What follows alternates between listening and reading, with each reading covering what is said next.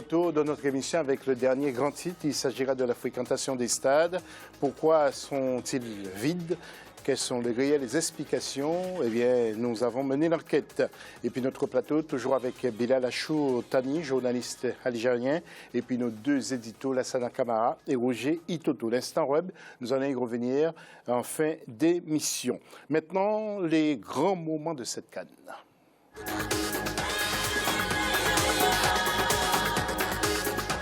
Ou bien aussi les grands rendez-vous, si vous voulez. Focus sur la situation et surtout la fréquentation des stades par le public après l'élimination des Panthères dans cette 31e édition de la Coupe d'Afrique des Nations. La politique de transport mise en place, il y a par le comité d'organisation vers les stades, le prix des billets aussi, l'intérêt du public gabonais pour les autres matchs, reportage sur place de notre correspondant permanent Douglas Toutoumé. Après l'élimination des Panthères du Gabon, équipe hôte de la Coupe d'Afrique des Nations édition 2017, la fréquentation des stades par le public a brutalement diminué. De Libreville à Port-Gentil, en passant par Oyem et Franceville, le constat est le même. Les tribunes ont été désertées. Pourtant, le prix des billets d'entrée au stade a été étudié. Il varie de 500 à 20 000 francs CFA. 1500 personnes seulement ont assisté au dernier match joué à Libreville contre 38 000 lors de l'élimination des Panthères. L'élimination des Panthères m'a quand même un peu...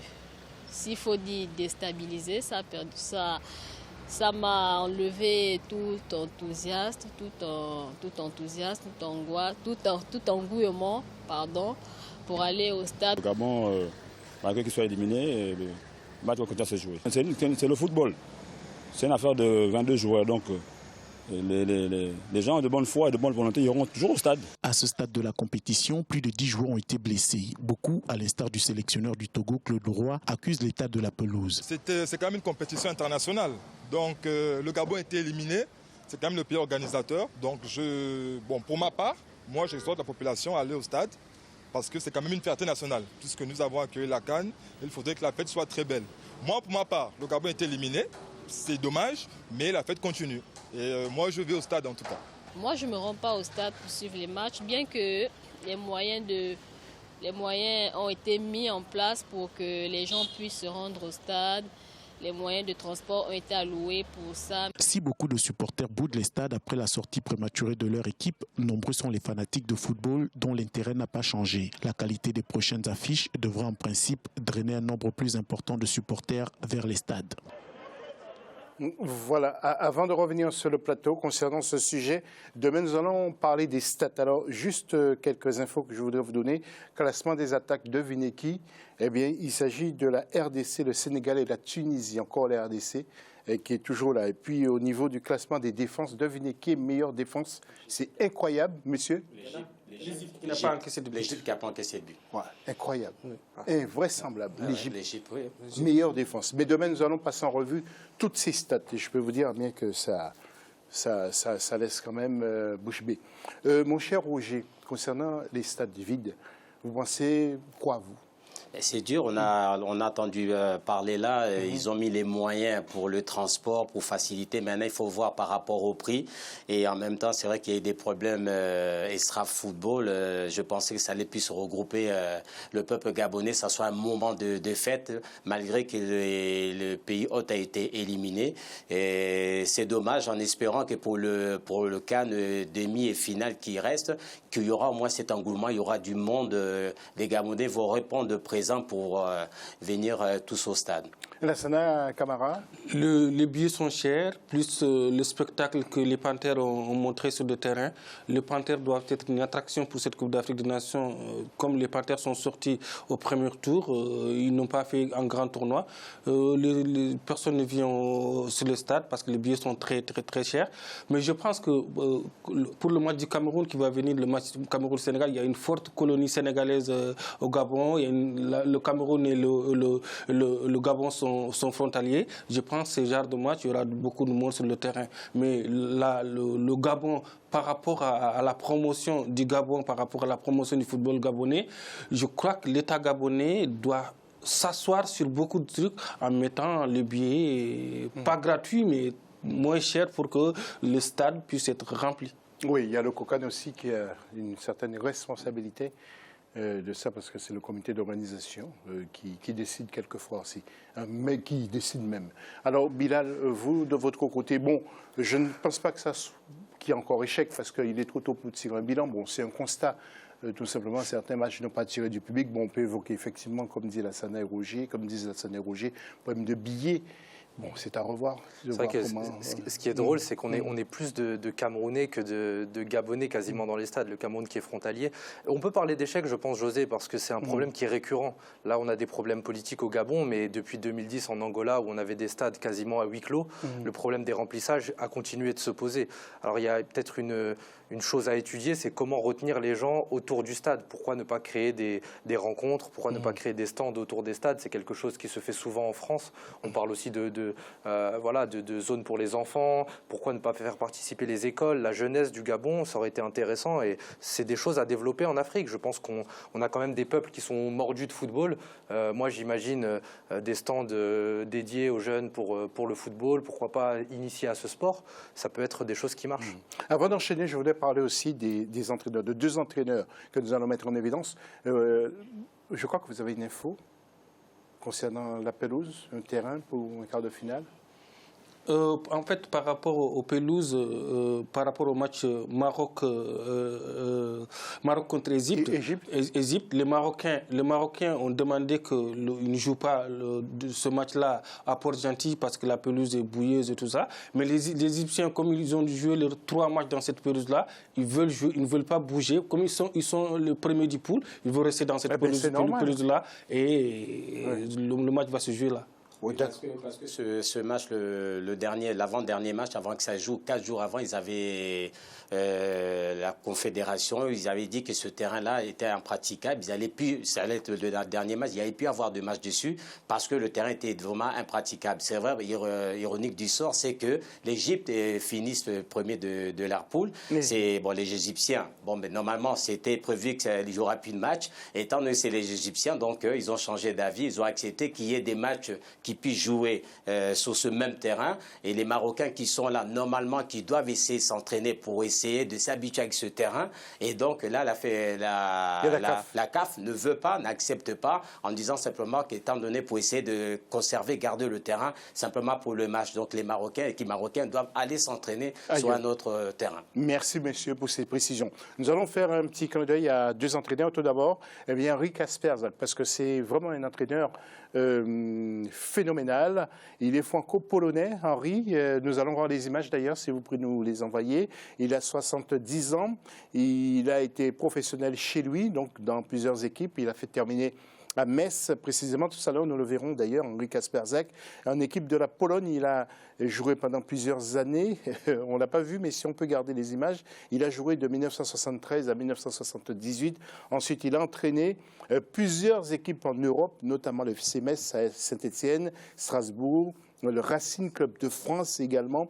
Il a entraîné Montpellier, Lille, Côte d'Ivoire, Tunisie, Bastia, Maroc, Mali, Cracovie, Sénégal, qui encore le Mali de nouveau et cette fois-ci la Tunisie. Quel palmarès, Roger, hein, ces garçons.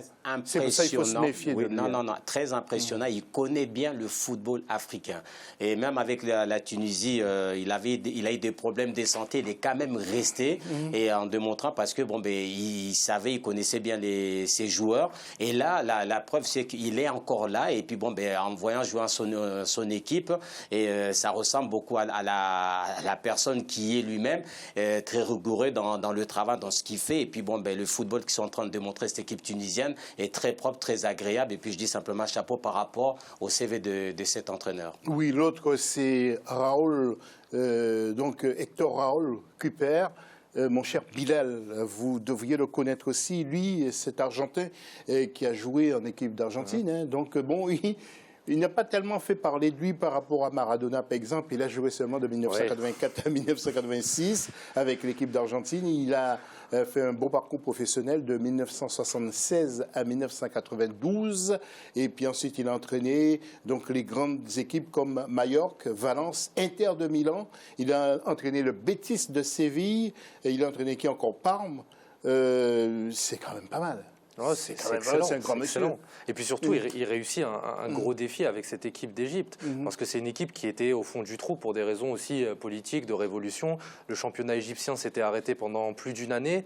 Donc il a repris un groupe qui ne participait plus aux Coupes d'Afrique.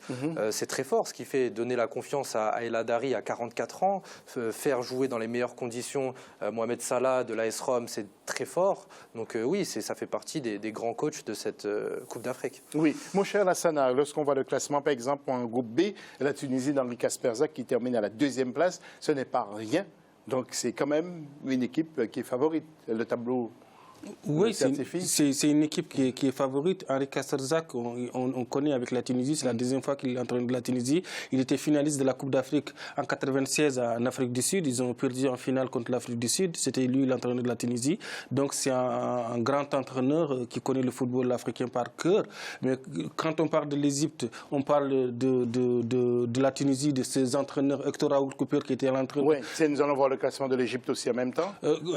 Hector Raoul Cooper qui était l'entraîneur de l'Inter de Milan, qui était l'entraîneur de Valence, qui a joué des finales de la Ligue des Champions et tout ça. Ça veut dire que le football africain s'ouvre. On ne s'oriente plus seulement avec des entraîneurs français, on a des entraîneurs argentins, on a des entraîneurs polonais. Le football africain s'ouvre et ces entraîneurs-là apportent du plus-value dans le football africain. Roger. J'allais dire par rapport aux deux entraîneurs, c'est des deux entraîneurs qui ont apporté beaucoup plus de rigueur parce que c'était des joueurs du travail, on appelle ça sur le trait des joueurs de devoir. Et donc ils amènent cette rigueur, quand on voit jouer l'équipe égyptienne, même l'équipe tunisienne, cette rigueur, donc ça ressemble, c'est vrai qu'à l'image d'un entraîneur qui est là, qui ne parle pas beaucoup, mais très rigoureux dans leur système de jeu. Merci, M. Roger Toto. Gaël Onana nous attend. Gaël, c'est à vous tout de suite. Comme vous pouvez vous en douter, José, il est très difficile de se prononcer sur l'équipe qui domine en ce moment le football africain. Les internautes ont tout de même donné leur top 3. Découvrons-le ensemble. Le Sénégal ouvre le top 3 des internautes. Selon le dernier classement FIFA, l'équipe est leader en Afrique. Au niveau mondial, elle est classée 33e. Les performances de la sélection au cours de la CAN en sont également pour beaucoup. Nombreux internautes la désignent comme la meilleure équipe de la compétition. L'Égypte suit le Sénégal dans ce classement des internautes. L'équipe détient le record du nombre de victoires de la CAN malgré une absence aux 3 dernières éditions. Même si les supporters et les internautes étaient un peu perplexes au début de cette Coupe d'Afrique des Nations, la qualification de l'équipe en quart de finale a prouvé qu'on peut encore compter sur elle. Pour terminer, le Ghana, dont la principale force est, comme le dit l'internaute Drissa, la constance. Le pays affrontera en quart de finale la République démocratique du Congo, qui a également été citée par quelques internautes et qui ne finit pas de surprendre depuis le début de cette compétition. Son joueur, Junior Kabananga, est d'ailleurs, comme nous l'avons dit dans une précédente émission, le mieux placé selon les internautes pour remporter le titre de meilleur buteur. Comme vous pouvez le voir, pas une trace des éléphants, tenant du titre, sortis prématurément de la compétition et dont les supporters sont très en colère. Je vous propose d'écouter un supporter ivoirien mécontent. La vidéo fait actuellement le buzz sur nos réseaux sociaux. On abandonne nos activités pour venir les assister. Mais j'ai l'impression comme que c'est une sauvagerie à outrance. Ils sont mauvais, il y en a qui le sachent. Ils sont mauvais. Regardez les gens.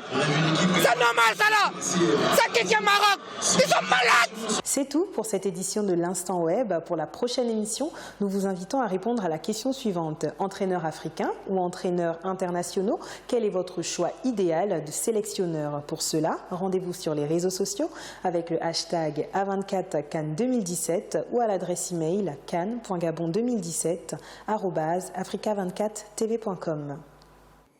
Merci Gaël pour ces séquences, vraiment bravo. Et puis allez-y sur nos réseaux sociaux, nombreux. Vous allez voir aussi de belles images. Et puis en échange, vous allez échanger avec Gaël Onana. Merci Bilal. Un tout dernier mot, Bilal. On fait un tour de table. Merci. J'espère qu'on va avoir une aussi belle CAN qu'elle a débuté. Et je souhaite à la RDC de Roger d'aller le plus loin possible. Merci Bilal. Et puis j'espère que vous reviendrez nous voir. Merci. Lassana? Je pense que les quarts de finale vont être passionnants. Le football africain sera grandi. Une information information, il y avait 4 entraîneurs africains dans le tournoi, 2 sont en quart de finale.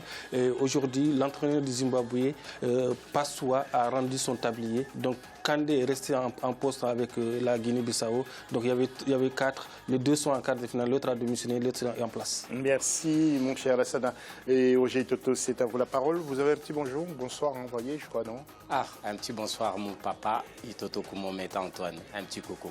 Donc, par rapport à la CAN, là, non, c'est que du plaisir. Donc, on est super heureux. Donc, j'ai hâte pour la suite. Donc, voilà. Donc, je suis là devant la télévision et de voir ce que les sports, les joueurs sont en train de démontrer. Donc, c'est que du plaisir. Donc, le football africain va de l'avant et puis, c'est que du positif. Dernière question. Sénégal-Cameroun, qui gagnera et combien? Joker. Okay.